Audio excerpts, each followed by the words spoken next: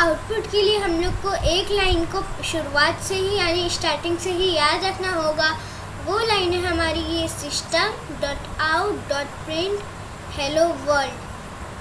Hello world इसमें एक variable चीज़ है जिसको आपको याद नहीं रखना है, लेकिन ये जो पूरी की पूरी लाइन है उसको आपको याद रखना है। मतलब कि बेसिक सिंटैक्स, ये लाइन कैसे लिखी जा रही है वो हम लोग को याद रखना है। यहाँ हम लोग आउटपुट के लिए एक सिस्टम क्लास का यूज़ करते हैं। अब यहाँ पे क्लासेस क्या होती है वो हम लोग एक बाद में ऊप्स नाम के टॉपिक से समझेंगे, लेकिन अभी के लिए हम लोग मान लेते कि जब भी हम लोग की ये लाइन हम लोग लिखेंगे, हम लोग के लिए जावा के अंदर कुछ ना कुछ प्रिंट हो रहा होगा। अब ये कैसे प्रिंट होएगा कि ये जो हम लोग के ब्रैकेट जो दिख रहे हैं साइड में, उसके अंदर ये जो डबल कोड है उसके अंदर हम लोग जो भी चीज़ लिखेंगे वो हम लोग की प्रिंट होकर हम लोग को यूज़र में आ जाएगी। तो बहुत सारे लोग ये सोच रहे होंगे कि अगर हम लोग यहाँ पर डबल कोड की बजाय सिंगल कोड भी लगाएंगे तब भी क्या हमारा कोड काम करेगा?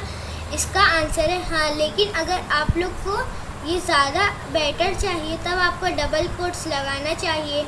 अब ये पूरी लाइन के एंडिंग में आप लोग को एक सेमीकोलन दिख रहा होगा, वो हम लोग इसीलिए लगाते हैं क्योंकि जावा के अंदर कुछ भी लाइन या फिर कमांड्स ख़त्म होती है या फिर सेंटेंस ख़त्म होते हैं तो हम लोग को यहाँ पे सेमीकोलन दिखाने के लिए लगाना पड़ता है कि यहाँ पर हमारी कमांड्स ख़त्म हो चुकी है। अगर आप लोग यहाँ पर सेमीकोलन नहीं लगाते तब आपकी लाइन चलती जाएगी। जैसे कि इंग्लिश में अगर हम लोग को किसी लाइन को ख़त्म करना होता है तब हम लोग एक छोटा सा डॉट लगा देते हैं। हिंदी में हम लोग लाइन टर्मिनेट यानी रुकवाने के लिए एक डंडा लगा देते हैं। वैसे ही हमारे जावा के अंदर कोई भी लाइन कमांड्स ख़त्म होने के बाद एक सेमीकोलन लगा देते हैं टर्मिनेट होने के लिए यानी ख़त्म होने के लिए।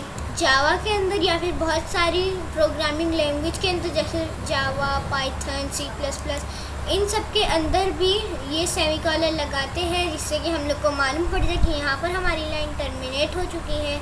तो हम लोगों ने यहाँ पे बहुत सारी बातें कर ली होगी इस सेंटेंस के बारे में यानी system.out.print के बारे में। हम लोग अभी इसको और ज़्यादा अच्छे से समझेंगे जब हम लोग इसको अपने कोड एडिटर में लिख कर देखेंगे।